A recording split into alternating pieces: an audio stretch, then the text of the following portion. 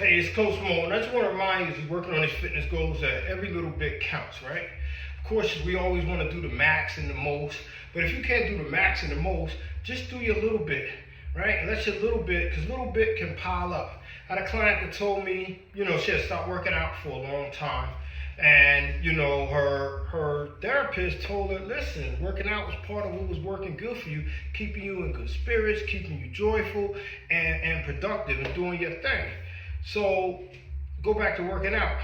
And then my client told the therapist, she said, listen, I could only make it 2 days a week. And the therapist said, well, 2 is better than none. Now, the therapist is not a trainer, that's the therapist. So my client contacts me and she tells me, the situation, talk with the therapist and everything. And I told her it's not 2 workouts. Okay? You see it as 2 workouts. I'm gonna do 2 workouts.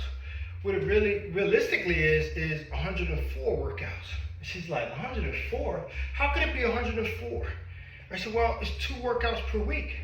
There's 52 weeks in a year. So now you're not comparing 2 workouts to 0 workouts. You're talking about 104 workouts to 0 workouts over a year. Now what is 104 workouts? Let's say you're working out, you burn on average anywhere between 250 and 300 calories during a workout. But let's use the number 250, right? So you burn 250 calories per workout for 104 workouts in a year. Watch how these numbers grow. I told you every little bit counts, right?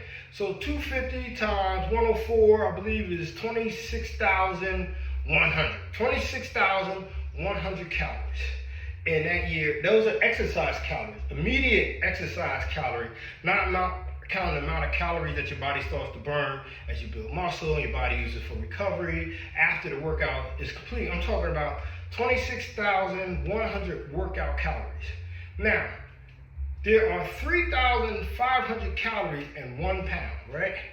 So I took that 2,610 calories and divided it by that 3,500. That would give me a little over 7 pounds of calorie burn. If we do calories a pound, right? That would be 7 pounds of calorie burn in 1 year. Now, I don't know about you, but I know there's some people that would have liked to lose 7 pounds last year, right? Or lose 7 pounds this year, or at any given time, right? So that's 7 pounds of calorie. That's just the workout calorie. Like I said, that's not the EPOC, the calories that your body uses to get its oxygen level back up after the workout. That's not the amount of calories that you burn, just doing the recovery, building muscle back up when you're sleeping. I'm just talking about immediate calories. Now, what else is happening, right? Outside of that 7 pounds of calorie burn is every time you work out, right? You flexing a muscle. You're keeping the structure of your body strong, right? Keeping those bones strong. And every time those bones flex, right? How's my muscle flexing? The muscle is pulling on the bone and using the bone, right? So now the bones are staying strong because the bones are getting a workout. Now, along with all of that moving and huffing and puffing, right? My cardiovascular system, my cardiorespiratory system, all of these things that happen, I'm also speeding up my digestive system because now my body's like, wait, I need to burn this food so I can help this body. So all these things are happening. Now, that's me in the last year, 104 times of me directly working on my immune system. So flu season, cold season, all of that stuff, my immune system is being built up and strong 104 times this year at a minimum. Now, what else happens when you get those 104 workouts? Chances are that those 2 workouts will be your minimum. Because once you're committed to getting those 2 workouts per week for 104 workouts for the year, every week you'll say, you know what, let me take a walk.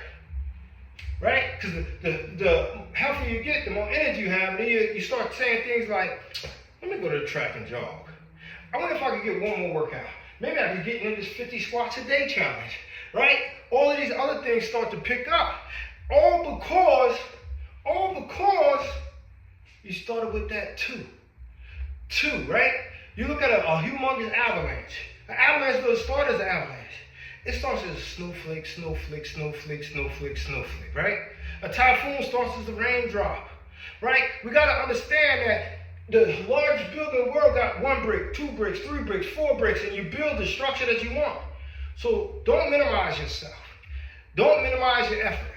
Do what you can when you can, right? And then as time goes, you do more. You start to get in the groove, and mentally you start to connect your workouts to something good in your brain. And then your brain will start facilitating and finding ways that you can squeeze a little more workout in. And as life changes, you say, oh, I got another 30 minutes here. Or what if maybe I got another 10 minutes here. Another 5 minutes here. Coach Mo posted a 10-minute workout challenge. Maybe I'll do that. Coach Mo posted a 5-minute squat challenge. Let me do that. Those little workout snacks that I talk about, right? So now, all of a sudden, you went from 0 workouts to 2, which turned into 104, which turned to 7 pounds of calories burnt over the last year, to all of a sudden you working out consistently and just making it a habit and a party of life. But the only way to get momentum is to go. So just go. Let this be your time. Let this be your moment. And if you already going, let this be your reminder to keep going. It's worth it. Every little bit counts. All right, I'm going.